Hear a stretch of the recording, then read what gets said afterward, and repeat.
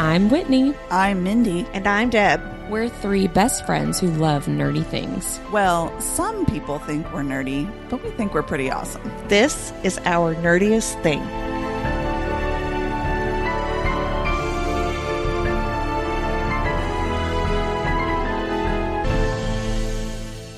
Hello, fellow nerds, and welcome to our nerdiest thing. Today, we are discussing our favorite audiobooks and narrators we love. They sound like that. Sometimes they do. Sometimes they do, yeah. Please make sure that you listen all the way through for our interview with author Jasmine Walt. We talked to Jasmine last year before Imaginarium, and we got to talk to her again. She's always a pleasure, friend of the podcast. And before we get any further, Deb, will you please share our nerdy news? Whitney, Woo, I will. Nerd alert. Okay, so some of my most anticipated books of the spring are coming out this week. Ooh. Very, very excited. So the first one is A Curse Carved in Bone by Danielle Jensen. Oh. This is the sequel to a... I was carving. Are you making humping? I know, I was Okay. carving like... Okay, it looked like you were thrusting. Okay. Oh. So this is a sequel to A Fate Inked in Blood. So I'm not going to get super spoilerly, but I will say that this book is all about like prophecies with gods and forbidden romance. It was a great book. Danielle Jensen could write the copy on a cereal box and I would read it over and over. I love her so much. If you've not read The Bridge Kingdom, I know I've told you to read that quite a few times, but whatever. Go read it. We both looked away like, who, me? Don't look her in the eye. Don't look her in the eye. So I also want to put a plug in for What Sleeps Within the Cove by Harper L. Woods. This is probably my most anticipated read of the year, with the exception of Primal Blood Bone. Yeah. Because I love Caldress and Estrella.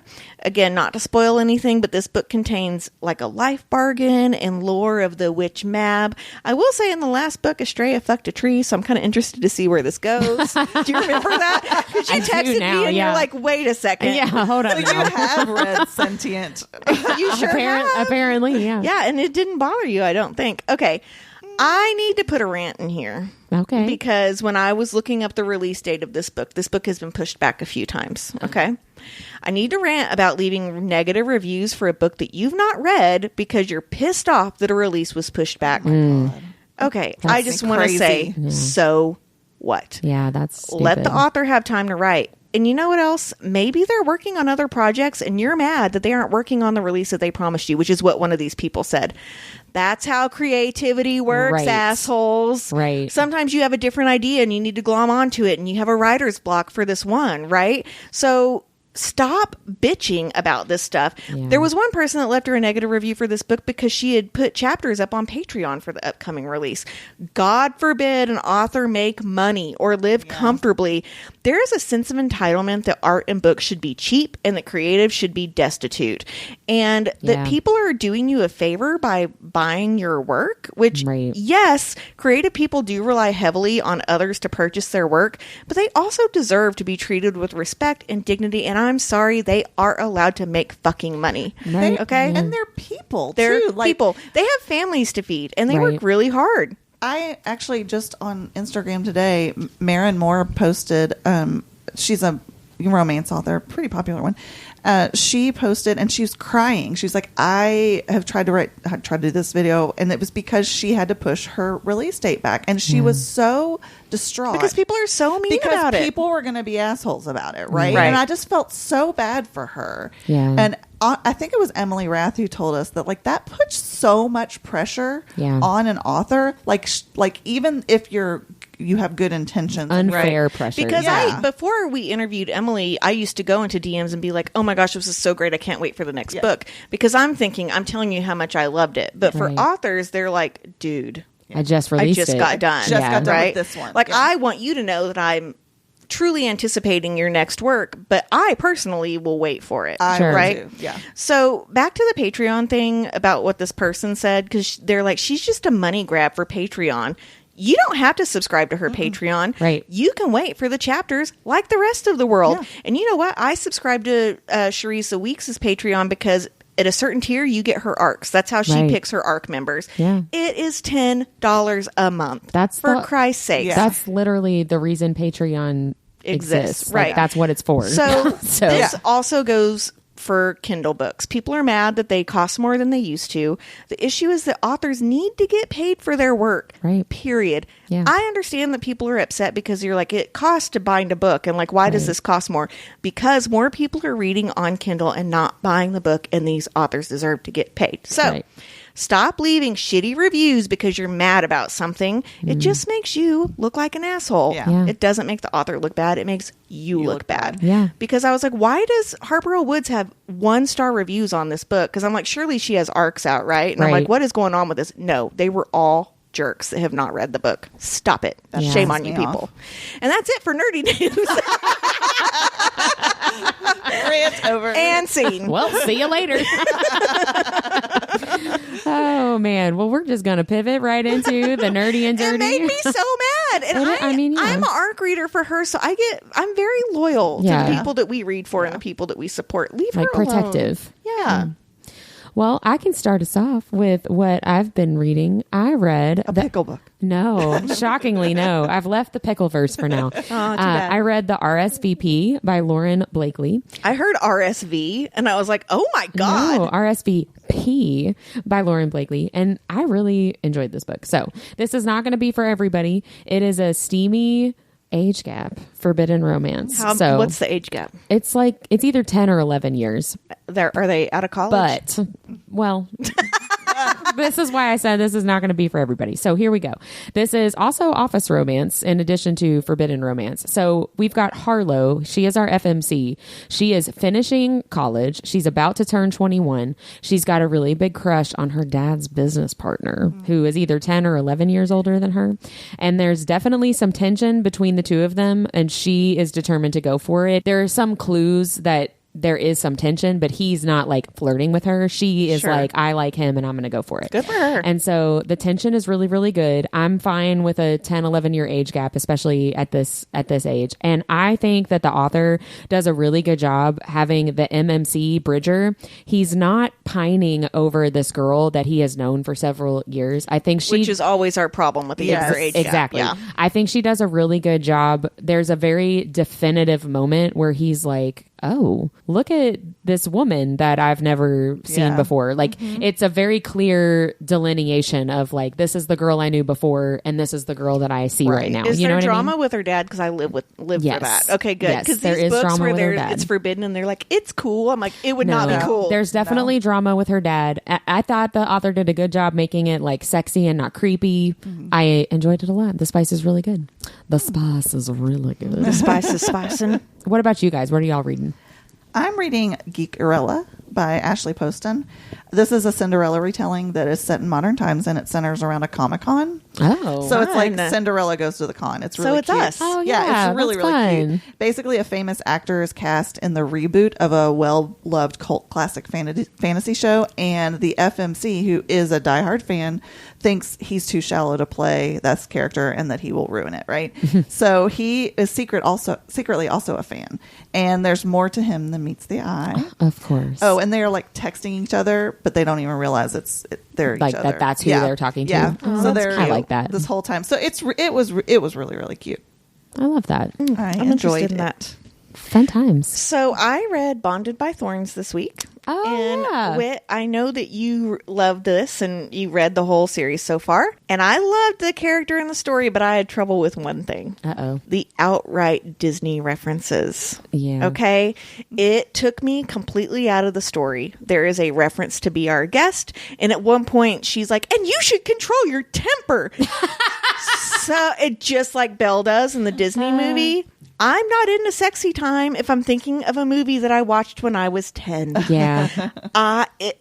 The book was great except for that. There were 3 instances where I was like, oh, why'd you do that? I don't think they do that anymore. Okay, I don't good. remember that happening because in any that's of the the other problem books. I have with that.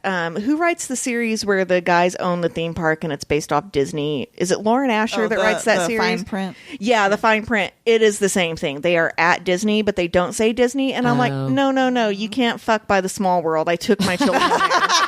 Like, you can't do that. Like, and so you cannot take these things that remind me of like a beloved childhood and put sex with them. I personally like cannot get past it. I think that's valid. And so I will probably keep reading this series, especially since you told me they don't do that anymore. But yeah, I was like, okay, I'm in a Disney movie, but I got to get back into this book, right? Yeah.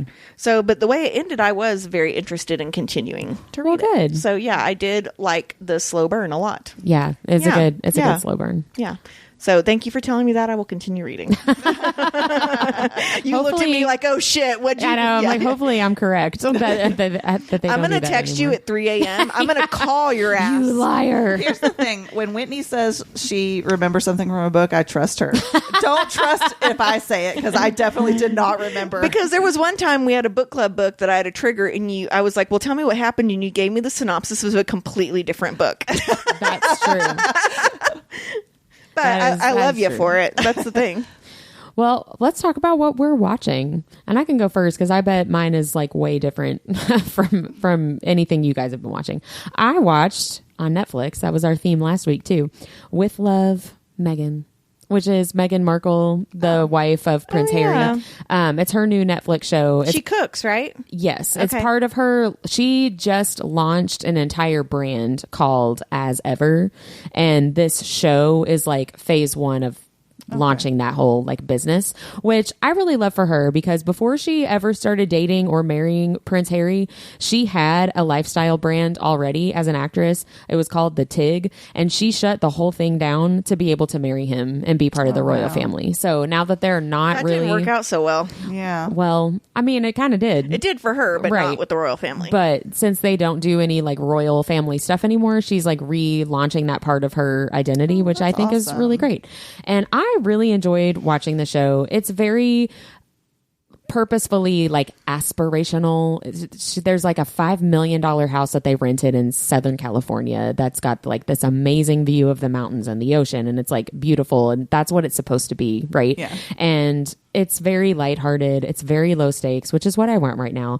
I don't want to be reminded about the actual state of the world, so like I'm fine to watch like a girl married to a prince talk about how, you know, she makes pancakes every day for her kids. Like, whatever. Like, I'm fine with that. She's gotten a lot of kind of pushback with the show because people are like, it's not relatable. And I'm like, she's married to a literal prince. These people probably watch the Kardashians. Right. I'm like, she's not supposed to be. That's also not relatable. Exactly. Exactly. Like, she isn't relatable. Like, her whole life isn't relatable. And that's not really what the show is supposed to be. Yeah. Right. But I enjoyed it. I will watch a beautiful woman cook amazing looking food in a gorgeous rented house in SoCal. That's fine. I was going to say, like, are you just looking at yourself in the mirror? The only thing you took out of that was the SoCal. Nice. Thank you so much.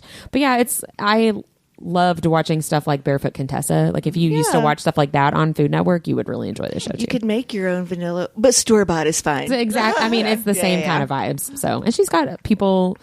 guests. Some of them are like her actor friends, and some of them are like renowned chefs that show her how to make. There's a chef that shows her how to make Korean dishes, and it's really cool. What are you guys watching? Probably not that, huh? Not that. No. So piggybacking off my book, one of my prompts is a fairy tale retelling, and then they do this thing quarterly where it's a read it and watch it. So that's one of the categories where you read the prompt and then you watch something either that fits. Yeah. So sometimes, like the one I did first it was public domain, and I read Gentlemen Prefer Blondes, and I watched Gentlemen Prefer Blondes. Cool. But this time I read the Cinderella retelling, and I watched Ever After with Drew Barrymore. I love that. Yeah. So I wanted that to go on because it was another Cinderella retelling. Yeah, that's a really good one. I saw that in the theater. That's the only time I've ever seen it, and I just really adore Drew Barrymore, and that was just such a good story. And it's a really good Cinderella movie. Yeah, I love that movie too. I wanted to like have all those clothes. Oh, I know. All that weird makeup. I'm like 12 years old watching that movie. Like, I can do that. Is I don't find him very attractive. I would agree with that. I don't remember who it is. It's oh god. Was he ever in anything ever again? He was forgettable. I think he was. Poor guy. He had bad Jared season 3 hair. Like, oh yeah, that's Jared true. from Supernatural. Yeah, that is true. Well, I will tell you, I'm watching something that is not forgettable. I am watching Friends season 7. This is the season right after Monica and Chandler's wedding where Rachel finds out she's pregnant. for the record, I would never hang out with Ross and Rachel in real life. They're actually kind of insufferable. Yeah. But they make great TV characters. Yeah, they really do. And I am laughing my ass off like this is the first time I've ever watched this show. Yeah. I love it. I love Friends too. Yeah. That's fun. Well, let's talk about what we're listening to. I just started something, so I can't really tell much about it. I got the arc for Enigma by Rue Nix. Oh. And it's dark academia with the secret society, which I have figured out is one of my favorite tropes. Like the dark academia is like the secret society's fine. Yeah. Especially if there's a good twist with the society. I feel like it's kind of popular right now and it's not always being done right, but I trust Rue Nix. If you've not read Gothic Hannah, I really, really loved it. And she also has like a serial killer series called The Syndicator. Well, no, that's the last book in the series. I forget what the series is called, but check it out. You can find it. Just search The Syndicator and go back to book 1. Right. Yeah. What are you doing, Whit? Well, not a book. I've started listening to a newish podcast, Amy Poehler. It's called Good Hang with Amy Poehler, who I like her a lot, and I have loved Parks and Rec, so I enjoy her. And she really, it's just her like talking to her friends. They don't really, there's not like a set formula for what they talk about. She has a couple of questions at the end that she asks everybody, but it really is just her sitting down with like a friend of hers, and they just kind of like shoot the shit and make jokes, which I'm like, hey, that's us. That's us. Familiar. But what people don't know is we have a very heavy agenda, so I bet she does too. Like this shit doesn't just come together, you guys. Like although it's very conversational, we do have an agenda we follow. Yeah. But it's funny, of course. And I've just really enjoyed listening to what sounds like friends just hanging out with each other. You know what I mean? Yeah. So it's been, again, lighthearted, low stakes. That's what I want. If you want more of that, you can listen to us more. Mindy, what are you listening to? Honestly, nothing. Which is kind of counterintuitive. Are your ears broken? I know. It's kind of counterintuitive to our topic today, so it doesn't lead in real well. Well, that's okay. But I don't know. I just haven't had the time or. But you've also been off work, and I feel like when you're off, you don't listen to it as much. I don't because I only listen to it in my car. In the car, exactly. And that's when I listen to most of my stuff. And so I haven't really I've been reading a lot more. Yeah, you're out of your normal routine. Mindy is like starting to recover from her shoulder surgery. I know. She's back at work, which is great. After her extended leave she wasn't planning on. Yeah, that was crazy. Crazy. When you want to go back to work and your work won't let you. Yeah. I've not ever felt that way. Me either until this year. Stranger things have happened. Very, right? very strange. Well, that does bring us to our nerdiest topic. We're going to talk about our favorite audiobooks and narrators that we love. And Mindy, I know that you wanted to talk a little bit before we give recommendations about narrators, narrating. I just have a few, again, audiobooks are not my main thing. Like I do enjoy them. There are certain kinds that I can listen to, and a lot of times it's books I've already read that I want to listen to again. But here are some things that I feel like make a good narrator, and I think you all would agree. So first of all, they have to have good pacing. They can't talk too slow and they can't talk too fast. I like it when they talk just enough that I can speed it up a little bit and they still sound 120. That's what I do. I do 125 actually. Yeah. So same thing. So good pacing is very important to me. I like it when they use different voices for different characters. Mm-hmm. That's a must for me. Yeah, it has to, and it doesn't even have to be like caricatured. It can be a subtle difference. I just like it when I can tell through their voice that that's different. Well, because if not, I tune out. Yeah, it all starts sounding like the same thing. Yes. Yeah. So if it's a man doing a girl's voice, I don't want him to sound like he's a douchebag in the 80s trying to impersonate a flamboyant gay man. Or that he makes them sound stupid and Southern, everything ends on a question mark. She'll be like, and then I touched his penis. I'm like that is not how women speak. Yeah, I know it's hard sometimes for men to speak in a falsetto. Yeah, I know. Sorry. To sound natural as a woman. I get that.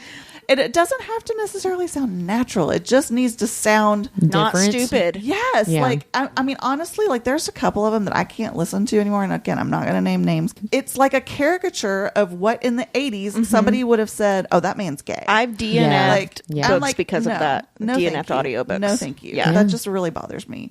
And I also like it when they put a little emotion into their reading. Like it's more of an acting. Oh, yeah. Here's the thing about audiobooks, though. When you do audio arcs, that is something they're interested in, like, did it feel like a performance? Yeah. Like, for me, that is why I like audiobooks, because it is a performance. It's like when you're reading a book to a small child. Right. You would do voices I for am the your different small characters. child. Yeah, but I mean, it is more of a performance when you're reading to a little kid, Well, right? to me too, when you put emotion in it like that, it means you're more invested in what you're reading. Right. Too. Yeah. It's Right. not just a job. It's Right. something that you're invested in. And then just a little side note, I actually love dual narration where the speaking parts are actually narrated by who speaks them. That to me is I like that too. my favorite kind. But I of do narration. prefer it to be true dual narration, not chapter by chapter. That's what I mean. Like where it's interspersed, where like Right. she speaks her words in his chapters and he right. speaks Yeah, hers. yeah. That's what I Because if not, then you do get the guy sounding like a weird exactly. chick. Yeah. Exactly. Yeah. So yeah, those are my must-haves. Those were all really good topics. I will say, for me, graphic audio doesn't really work. The background noises and the music tend to not work for me, and they take me out of the story, actually. Right. I think a good narrator doesn't necessarily need that. I agree. I think some people really love graphic audio because, I mean, I didn't know this until like a year ago, that there are some readers that don't actually picture what they're reading in their head. Yeah. And I'm going to go ahead and assume that they don't read as often because it can't be as enjoyable. Right. You know what I Yeah. mean? To not be able to picture that. That That's would make like, sense to me, yeah. Yeah, but it's like the same thing with the books, right? Like, I should be able to picture based off the narrator. And so I tried to listen to From Blood and Ash graphic audio, and the narrators are actually great. But I swear to God, in the Red Pearl, they are listening to something that sounds just like Greensleeves in a fucking brothel. And I can't get beyond that point in that book. That is Right. the first fucking chapter, you guys. Just start in chapter 2. Here's the thing, though. I bought both books because I want to support JLA, right? Sure. And maybe Yeah, someday I'll like them. But I tried to listen to another graphic audio, and I was like, I just don't think these are for me. Yeah. So, but if that's what gets you listening to them, then go great. for Maybe it. that's something. It's like a movie. You need to watch it with somebody and like comment on it. Maybe. Or listen to it. You Like know, Mystery maybe- Science Theater. Yeah. 3000. Yeah. Like, maybe that's what we do on our next girls trip. Is we just listen Oh, to God. something Something like that. I'll be like, do you hear green sleeves? Da, da, da. Oh, man. Well, let's talk about some of the audiobooks that we have enjoyed and narrators that we love. Why don't you go first, Whit? Well, I can. I am realizing that I didn't really give a ton of information about any of these because I've talked about all of them, I feel like, ad nauseum. So if you are a regular listener, none of these are going to be new or surprising to you. So all of these are books that I really enjoyed listening to. These are the narrators that I'm going to recommend to you are from these books, right? So the Wilmot Sisters series by Chloe Leese, all on audiobook. I loved all of those. They're dual narration, but not what you were just talking about. It's like chapter by chapter. Right.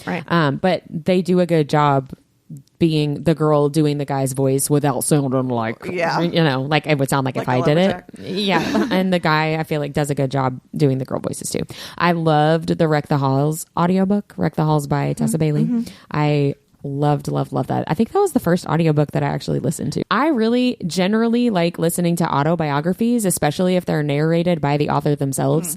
I will give a caveat to that. Britney Spears' autobiography is narrated by Michelle Williams, the actress. And that was really, really good too. But I love listening to autobiographies in general. The most recent one that I listened to is Ina Garten's Be Ready When the Luck Happens, which I enjoyed listening to a lot. The Art of Small Talk I talked about in previous episodes. It's a nonfiction book. It's by, it is only an audiobook, and it's narrated by the authors, I didn't know Casey. that. Yeah, it's only an audiobook. It's narrated by Casey Wilson and Jessica St. Clair, who are the authors. They're also comedians. It is so freaking funny and genuinely helpful. I'm still not great at small talk, but I'm not as awkward as I used to be. I don't know. You told us a story about going off on someone today, and that small talk sounded spot on. That was an extenuating circumstance. And then my last, these are like my top 5 audiobooks. So this is my last one. Lights Out by Nevessa Allen. Highly recommend listening. I was going to put that too, Yeah. but I saw it was in your notes. Yeah, Oh, my highly God. recommend listening to that as an audiobook as opposed to reading it, because the male narrator, who is one of the narrators I'm going to talk about in a second, he just did such a great job. It is truly like a performance and not just like I'm reading this book out loud. I loved it. Oh, and Josh. It pushed it up in stars for me. Like Yes. I didn't love it as a book, but I loved it as an Yeah, because that's the one I told you go back and listen to it, and right? I did. Yes. And it was worth it. Yeah. That's what I'm As- talking about. A great performance. As I was listening to it, because I only listened to the audiobook, as I was listening, I was thinking like I wouldn't have read this section to myself the way Like that he's that, performing yes. it, and I wouldn't have enjoyed it as much, you know? So the narrators that I recommend are all from at least some of these books that I just recommended to you. So my favorite female main character narrator is Charlotte North. She is the narrator for all the FMCs for all 3 Wilmot Sisters audiobooks. I love Stephen Dexter. He is the narrator for the male main character for 2 of the Wilmot Sisters books, the first and the second one. He's on my list. And then Jacob Morgan is the male narrator from Lights Out. I thought he just did a really, really good job with the performance of it all, as opposed to just narrator, you know? Right. So those are mine. I'm not the big audiobook listener like Deb is. So What were yours, men? Well, I had some that overlap. Definitely Jacob Morgan is an excellent acting-based narrator. Shane East is a sexy English narrator that makes everything sound sexier. He narrated one of the guys in A Guy Walks Into My Bar by Lauren Blakely, and I really loved that one. nice. Ash Beverly, he's the one that narrated Amari from Pucking Around. Oh yeah. I really like his accent that he does. It might not be correct. I don't know, Well, but yeah. it sounds good to me. And then for my last male narrator is Connor Cray. He has a subtle sort of kind of everyman voice. He's very, very versatile. And I just found out he's also an author. He co-writes with Kaylee Loring, and they have a football romance series and then a couple of holiday books, like one's Halloween and one's St. Patrick's Day. Oh, fun. And then a shared universe romance series called the Beacon Harbor series. Ooh. I haven't read any of those, but like I like his voice, so I would read some of those. And then I have 2 female narrators that I love, and they're both heavily used by Helena Hunting. Stella Bloom and Andy Arndt. They're just really good. There's nothing like annoying about their voices. They're very polished. They have the emotion that they need to have. Yeah, I really enjoy both of them. Awesome. Yeah. Cool. Well, What about you, Deb? I've got a few recommendations, and I'm going to tell you who the narrator is and then tell you the book. And I'm really excited because none of our narrators have really overlapped. Nice. There's a lot of really great ones out there. And we do have a episode, I think it's from last season, where we talk about how to get into audiobooks. yeah. So if you're struggling getting into this, I highly recommend going and listening and taking our recommendations. It works. So the first narrator I want to speak about is Corbin King. We met him at a book festival. He is like the nicest, even though he was way over sexualized at that event, and it made a lot of people very uncomfortable, Including him. Yeah, he kind of just like went with the flow, though. He was very graceful about it, but his voice is very gritty, and he does not make women sound stupid. The book I recently listened to him with was The Dixon Rule by L. Kennedy, and like he just did perfect. It was so awesome because I was like, oh my God, who's this narrator? And I was like, oh, it's Corbin. Yeah. Awesome. Probably one of my all-time favorite narrators is Stina Nielsen. She read From Blood and Ash. She's read some of the Sarah A. Parker books. She also has done some indie books, which I think is really cool. The voice that she does for Castile in From Blood and Ash lives rent-free in my head. I wish that she was still the narrator for him because I really miss it. She just really gets his banter and understands it really well. Yeah. The third one I want to talk about is Daniel Henning. He encapsulates like whimsical characters unlike anyone else. He narrates all of T.J. Klune's books. So I'm thinking specifically of House by the Cerulean Sea. I talked about this at Christmas because one of the characters is the son of Satan. And like he does this little kid voice and he's like, I'm going to rain down hellfire. And it's so fucking funny. So funny. He's like so good at that. But it's not corny. I don't know how he does it. Yeah. So Laura Horowitz, actually, the top audiobook last year by Audible was Phantasma, and she's the narrator for all of the voices in that. Oh, cool. She does a great job of pulling you into the scene and really makes the characters come alive. And if you follow her on Instagram, she's so fucking funny because she will like read stuff from books she's narrating, and like she has explained like what MMF means and like what. So essentially, she's the one that taught me if the letters are touching, so are the people. Yeah. So MMF is the males also sleep together, but one male only may sleep with the female. Right? Oh. Yeah. So if it's MFM, then we shouldn't bold expect males, you shouldn't expect male on male. Yes. Yeah. well, okay. So yeah, and so she said something like, if it's MMMM, there's a lot of sword crossing. Like she's got like this super sweet face, and like but she's just talking about sword crossing all the time. She's great.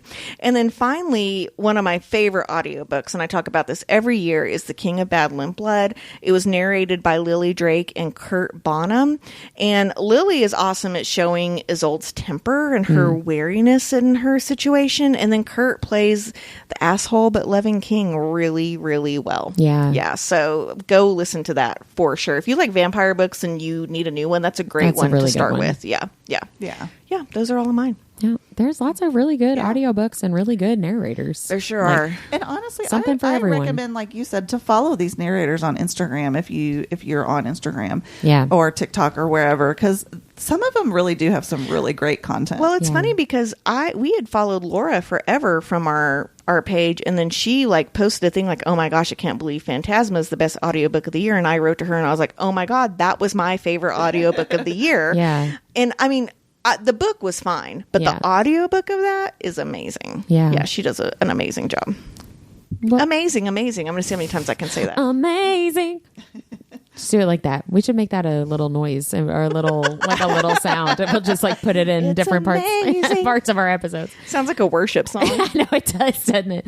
Well, that brings us to our nerdiest things of the week. Who wants to go first? I'll go first because our producer / sexual butler / my husband, I was in the kitchen one day and said this to him, and he goes, oh my god, that's your nerdiest thing of the week. So I have all these coffee cups that look like skulls, right? Like it's like I have like 5 of them. It's ridiculous, but I love every single one of them. And I have one where like the skull's in the bottom of the mug, so you can't see it till you're done with your drink. It's super cool. But we got this like insane espresso machine a couple of years ago. My husband works for a startup. We did not pay for this. It was something we will, and I've told the kids, I'm like, if we break this, it's not replaceable. We will never pay for this. But it is like the coolest machine ever.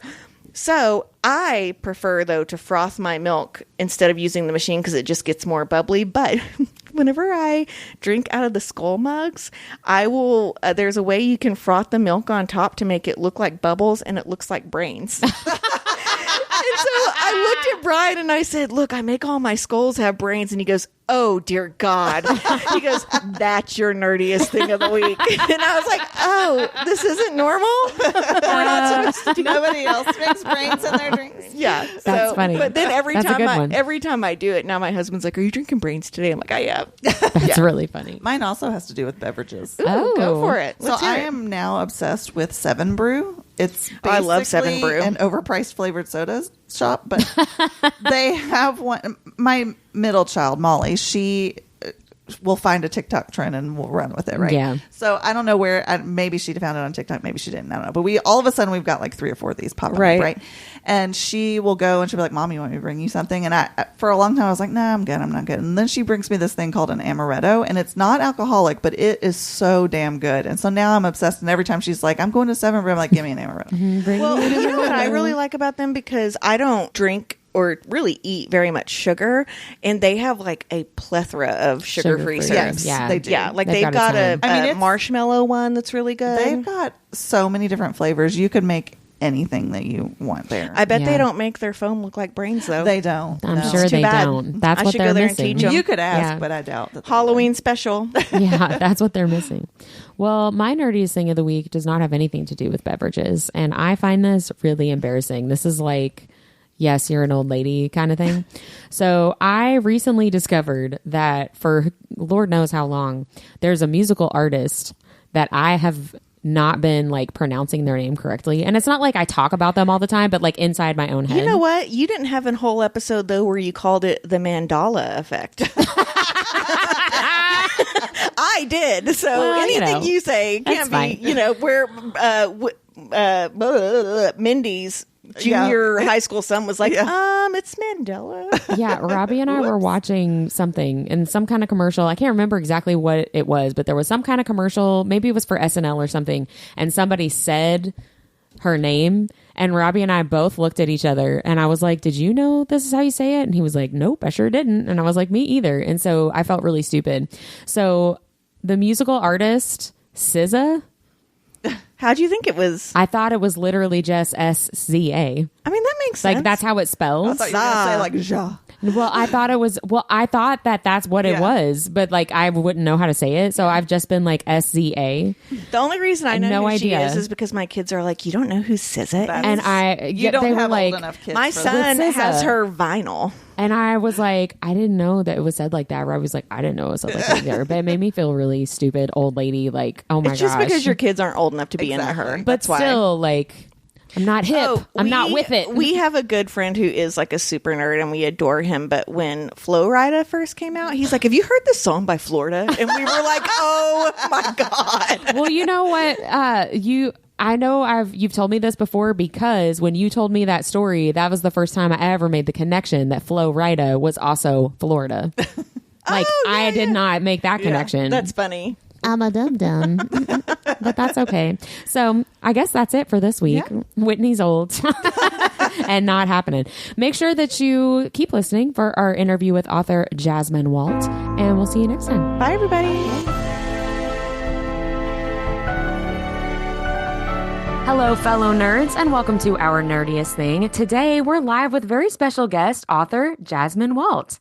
New York Times, USA Today, and Wall Street Journal best-selling author Jasmine Walt is obsessed with books, chocolate, and sharp, pointy objects. Somehow, those three things melded together in her head and transformed into a desire to write. Usually fantastical stuff with a healthy dose of action and romance. Her characters are a lot on the snarky side, and they swear, but they mean well. Even the villains sometimes. When Jasmine isn't working on her next book, you can find her practicing her triangle choke on the BJJ mats, running around with her adorable Boston Terrier Dexter, or binge watching superhero shows on Netflix. Welcome back to Our Nerdiest Thing, Jasmine. Thank you so much for being here. Thanks for having me. I have to say that I need to update that bio because Dexter is no longer my dog, even though he is still. I had to rehome him after the pandemic hit. Oh, gosh, yeah. Ugh. Yeah, so we're really out of date, but everything else is fine. Yeah. Okay. Well, it's been almost exactly a year since we last talked to you before Imaginarium last year. So catch us up and our listeners up a little bit with what's been going on in your author world the last 12 months. I moved to Mexico City back in October. This last year has kind of been a bit of a whirlwind with big shifts. And professionally speaking, I have been working on TheVampire's Bargain. I released it in January 2023, but it was during a really difficult time when my mom had been diagnosed with cancer and there was a lot of stuff going on. And I decided that the book needed to be rewritten and I needed to do more work on the plotting for the series. And honestly, that's just been taking so long because this series is so complicated and there are so many different things going on. And I don't really know what I got myself into, but I want to do my best. So, I mean, I think the original series Bible was like 100 pages long, and I think we're now reaching like 250 or 260 pages. Oh, wow. Yeah.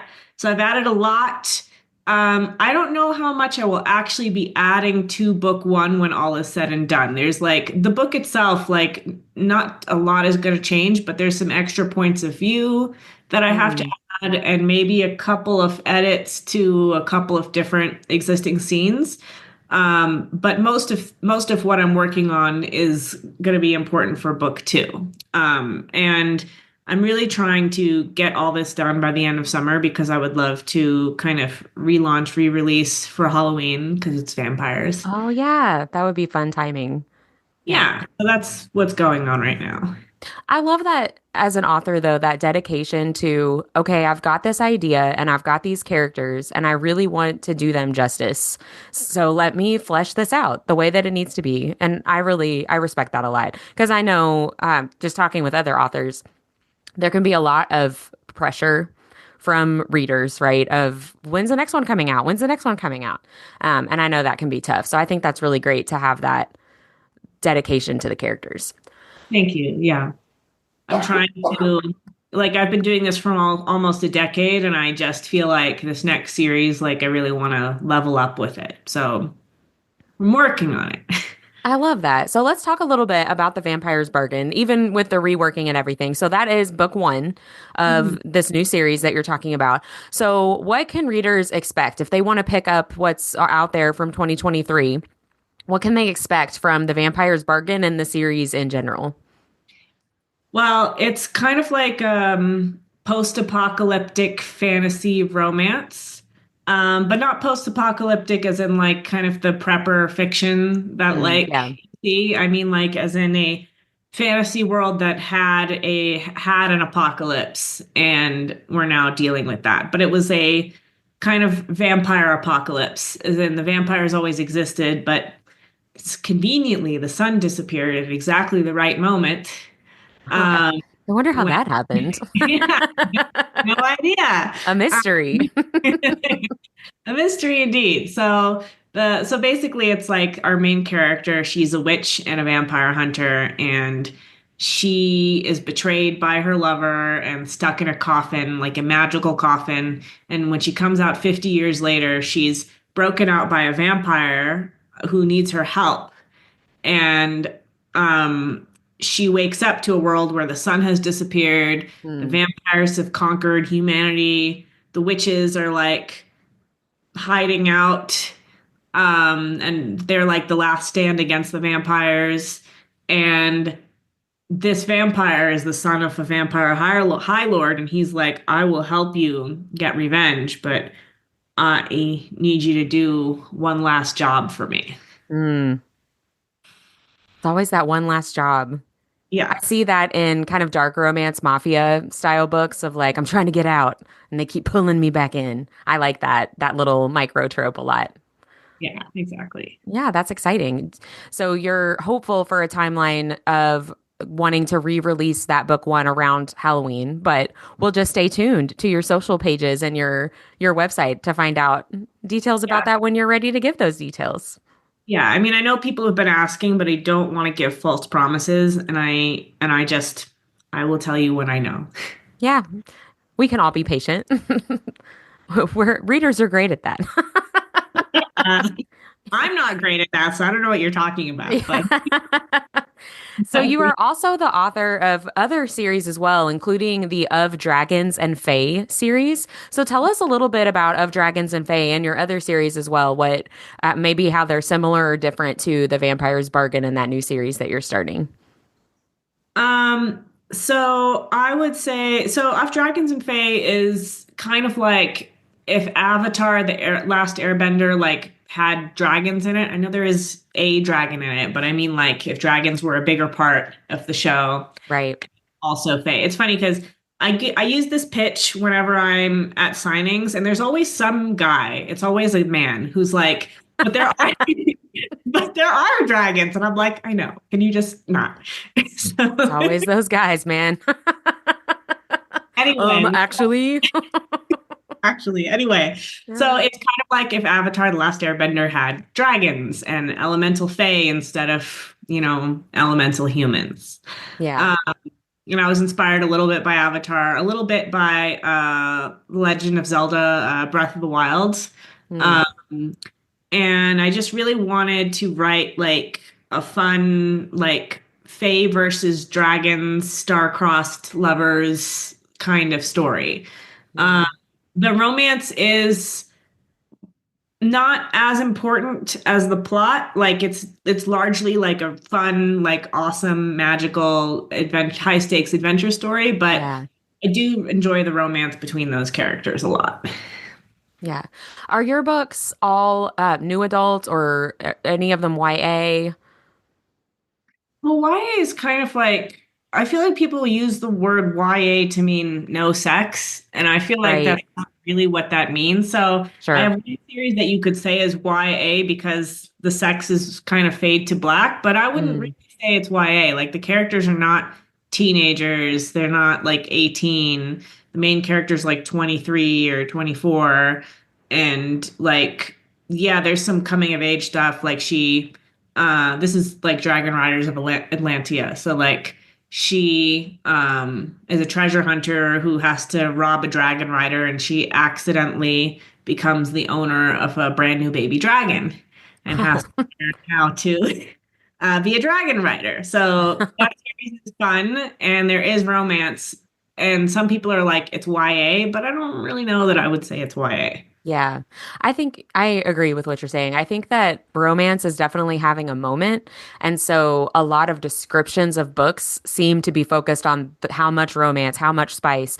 And sometimes I think publishers, writers, and readers, bookstagrammers forget about the heavy themes in books too, the outside of the romance. And that has a lot to do with YA versus new adult. It's not just spice and romance, right? Like there's other stuff going on in these stories, or hopefully there's other stuff going on in the stories.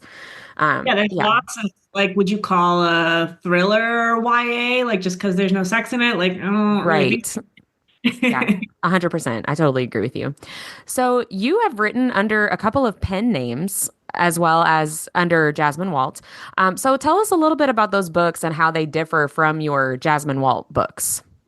So technically, I've tried to get rid of those pen names. They're still on the internet, but Well, then we can just skip over that question. it's fine. It's fine.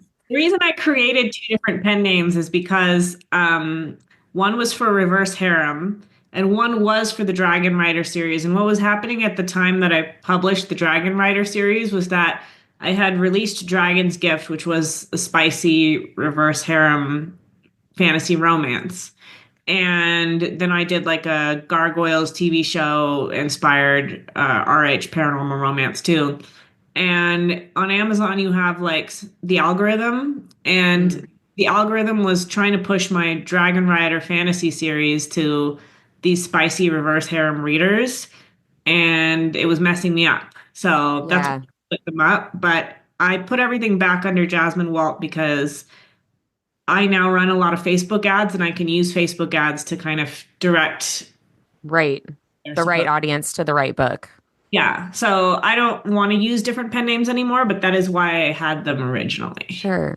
That's really interesting because we talked to a couple of authors that use pen names, and a lot of times their reasoning has been more like, well, in my day job, I can't I don't want my day job name associated with this like romance stuff that I write. That's really interesting to me, the algorithm of it all, because I've never thought about that, and that makes a lot of sense. Because even with social media and Kindle and all that, it's hard to figure out the system, right? To get the algorithm to do what you want it to do. It's a lot of Yeah, work. it is. Well, I mean, back when I first started publishing, I didn't do any advertising because there was less competition, and Amazon's Mm. algorithm, if you knew, what to do as far as, cross promoting and, all this other technical stuff, you could get Yeah. Amazon's algorithm to push you without having to run advertising. But the problem with relying solely on the algorithm is that if the algorithm decides to show you to someone else, Yeah. you don't have any control over that. So that's when I Right. was like, all right, well, now I'm running ads. It's not a big deal. I don't have a day job. Like, no, I didn't have like I had jobs, but I didn't have like a solid career before I became an indie author. So I don't really have anyone to worry about, like, as far as knowing what I do. I talked to an author one time who writes romance under a pen name because she works in like occupational therapy with children and has written like a nonfiction like reference book about that. And she was like, I thought it would be a bad idea to have a reference book and a romance book under the same the same author name. And I was like, that makes a lot of sense. No, no, no. I wouldn't do that. If I was going to do nonfiction like that, I would split them. If I was a sweet author, or if I was a spicy author and I put out a sweet book, I feel like those are two different, but I feel like everything I write is fantasy. Yeah. So I feel like it doesn't have to be in different names. Sure, yeah. Well, let me ask you about Imaginarium because you were there last year. We'll be there sooner rather than later. It's coming up on me real quick. Is there anybody that you are really excited about seeing again or meeting for the first time? And it doesn't necessarily need to be an author. It could be just like an Instagram friend or a reader that you've been talking to online but haven't met in person yet. Is there anybody or anything that you're super excited about? Well, actually, I would really like to meet Aparna she like there aren't so many well-known South Asian authors out there, and the Yeah. fact that she's coming is exciting to me. So Yeah, that's awesome. So here's a not book related question before we go into the speed round. Can you tell me a little bit about this triangle chokehold from your bio? Like what's going on with that? Is that something that I could use for like self-defense? What's going on actually, there? I think that the triangle choke is probably one of the best things that women could use for self-defense. Just in case, you're in bed with a guy and you decide to change your mind. Um, I'm kidding, but also not. But Um, also not exactly. so I do Brazilian Jiu-Jitsu, which is a form of grappling. It's like submissions, which means chokes or joint locks and things like that. A triangle choke is a choke that you do with your legs. Um, Oh, okay. it's a choke that you do with your legs, and if you have someone, basically, if you have someone on top of you and you can get your legs around them, you can basically this is why I say, like, if you decide that you suddenly don't want this guy in your bed anymore, you Yeah. just got to throw one leg over his shoulder and pull his arm in, and you kind of lock your legs around his neck, and you use the pressure of one of your legs and his other arm to choke him. And it's called a triangle choke because you're making a Make triangle it the shape. yeah. Yeah, when you said with your legs, I was like, oh, okay. It was starting to click for me. That I love that.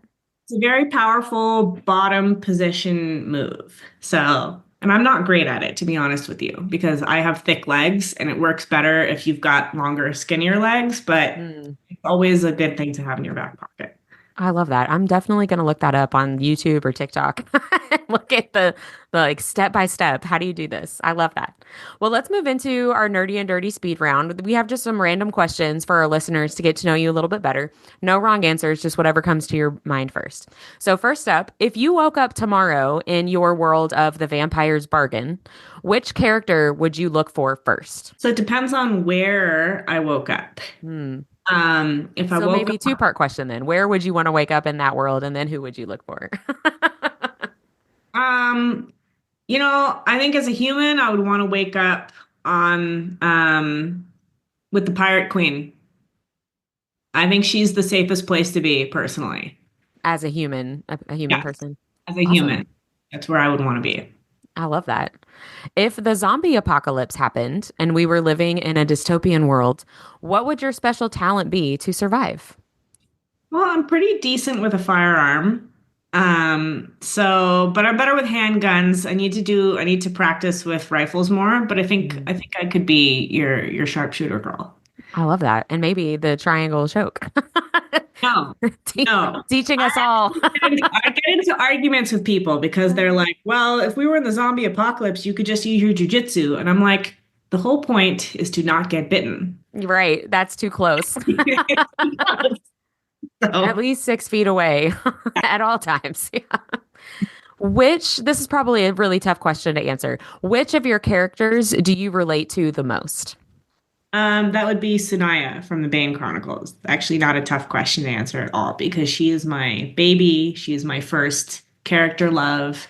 She is, whenever people who are not readers ask me, like, what they should read first, I tell them, well, if you want like my most popular series, that's Promise and Fire. But if you want the series that like will teach you about me as a person, you should read Burned by Magic. I love that. When did you write that in your like author career? Is that early on in your career? Yeah, I published Burned by Magic December 2015, I think. That was my first like published book as an indie. Um, and it was kind of like my leap of faith into the whole indie author thing. I just kind of wanted to write a character who looked like me. I had a lot of like in my childhood, I had a lot of authority figures who kind of squashed my opinions and told me I couldn't like say things Yeah. and I just really wanted to write like a character who stood up for what she felt was right and didn't give a shit what anyone thought and just Yeah. like said what she did and did what she thought was the right thing, even if it got her into trouble. And she does get into a lot of trouble. And I get a lot of complaints, not a lot of complaints, but if you look at the reviews, I get complaints from people who are like, why is she so dumb? And I'm like, listen, you just have to, she's not Yeah. perfect. Yeah. That's I not really the, love that, especially in this current cultural moment. I think it is so impactful to have stories where women and girls can see themselves in characters being strong women or strong girls and making strong decisions for what they feel is right. I just think that's really impactful and important. I love that. What's the title of that book one more time for our listeners? Burned by Magic. It's book one in the Bane Chronicles, which is an 11 book series. What was your favorite book as a child? One of the series that I read and reread a bunch of times was the Seventh Tower series by Garth Nix. I think I was like probably 9 or 10 when I found it, and it was just kind of this crazy cool blend of like sci-fi and fantasy together, and it was Yeah. like, middle grade yet somehow dealt with like really cool, like interesting themes, and I don't know, like I found it really inspiring personally. Is that one of the earliest books that you can remember reading? One of the first ones that was like fantasy sci-fi genre? I think so. I mean, there might have been others, but like I honestly have read so many things and I don't remember the titles of honestly of Sure. some of the Yeah. things I read back then. I was just in the library and I was grabbing stuff and I was that kid too. Like, I don't even care what it is. I'm just going to read it. And usually I liked it. What is your favorite thing to do on your day off? recently I've been getting into K-dramas. Oh, nice. I took like a 4-day weekend and I'm not even done, but like I started watching King the Land on Netflix. It's cute. It's very much a romance. Kind of billionaire, set in a hotel, meet cute, grumpy sunshine kind of thing. But I yeah, love all those tropes. Everything you just said. I love that. It's on Netflix. it is. I don't know Okay. if it's a Netflix original or if it's only on Netflix or If one it's of the, just on there, yeah. yeah, yeah. I'll have to look that up. I love all those tropes. If you could wake up tomorrow in a different author's fantasy world, what world would you choose? Or maybe just what author would you choose? Hmm. That's really tough. There's a lot. There's a lot of great ones to choose from. Yeah. A lot of great ones to choose from. I kind of feel like it would be interesting to check out Kira Cass, like the selection. It's our world, but not our world at the same Yeah. time. Yeah, I love that. Like a little bit of a mix of things that are familiar and And then things that are not. yeah, exactly. And last question for the speed round. What is something bringing you the most joy in life right now? Slowing down and building a home for myself. Like I'm sort of in that phase right now. I was traveling a lot the past couple years Yeah. and I decided I wanted to settle somewhere. I moved here to Mexico City in October. Like I got myself an apartment. I've been like, you know, we're about to start remodeling this office and I'm going to have this beautiful like library in here that will Oh, probably nice. TikTok videos. And I'm just kind of like, making friends and kind of building a little nest. And that makes me happy right now. Oh, I love that. Especially like making a space your space. That is fun.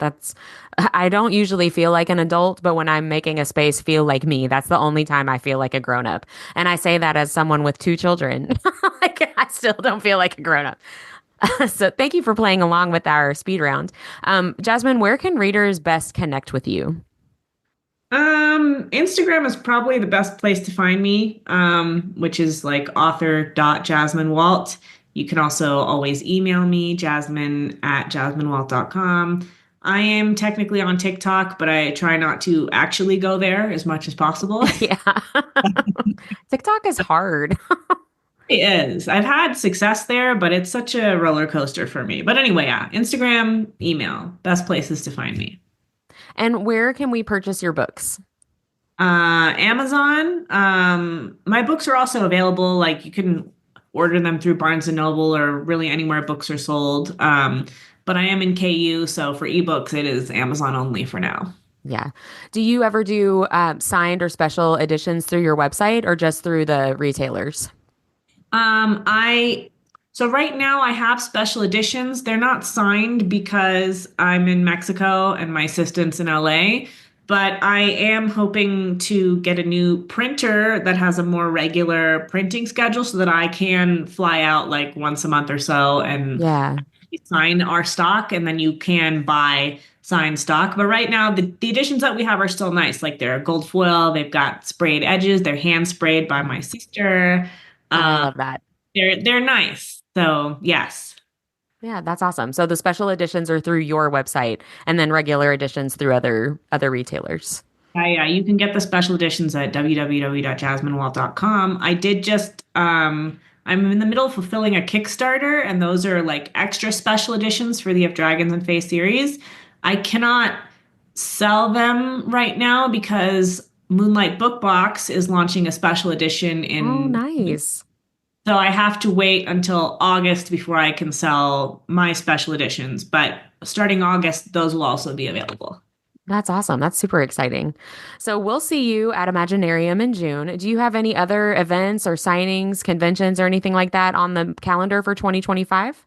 I don't think I have any other signings, but I am going to be at Dragon Con in Atlanta. Oh, that's Uh, when is that? it's in August. I don't remember exactly when. That's But awesome. in August.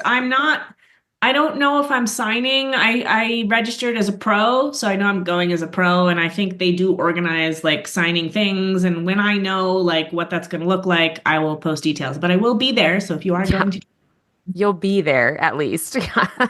That's awesome. That's great. That's not that far from us. It's like a 6-hour drive. That's yeah. doable. Well, at Our Nerdiest Thing, we always finish our episodes talking about what our nerdiest thing of the week is. And usually it's book related, but it doesn't have to be. We would love to know what your nerdiest thing of the week is. I don't know. I think I'm just going to show you guys my little book dragon. Oh, I love that. I didn't get him this week, but I did get him in Germany when I was visiting a castle called Drachenfell. And I've decided that he is going to be my little travel writing dragon. And so he goes on my writing desk wherever that happens to be on where. Yeah. Oh, I love that. That is a great nerdiest thing of the week. Jasmine, thank you so much for coming on and talking with us again. And we're really excited to see you again in person in just a few weeks. I know, it's so fast. And we're going to be doing Lit Talk again, right? Yeah, we're doing a panel again. It's going to be a lot of fun. So Awesome. thank you so much. You're welcome. Thanks for having me as always. And I will see you soon. Like what you heard in this episode? Follow Our Nerdiest Thing on Instagram at instagram.com/Our Nerdiest Thing or Facebook at facebook.com/Our Nerdiest Thing. We love hearing from fellow nerds. Email us at ournerdiestthing@gmail.com.